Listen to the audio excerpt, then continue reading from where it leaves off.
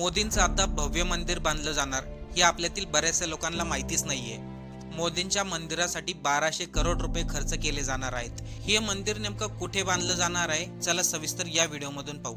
जय जय मोदी, हर हर मोदी. हा व्हिडिओ पाहिल्यानंतर आपल्यालाही वाटेल आपल्या देशामध्ये अंधभक्तांची कमी नाहीये. पंतप्रधान मोदी यांची काही लोक आरती करताना दिसत आहेत. त्यामध्ये सांगण्यात आलं बिहारमध्ये मोदी यांचं भव्य मंदिर बांधलं जाईल. त्यासाठी 1200 करोड रुपये खर्च केले जातील.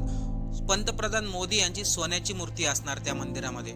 आता या दाव्यामध्ये किती तथ्य आहे ते माहिती नाही, पण पंतप्रधान मोदी यांची लोक आता आरती करतायत आणि त्याचे व्हिडिओ देखील सोशल मीडियावरती व्हायरल होत आहेत.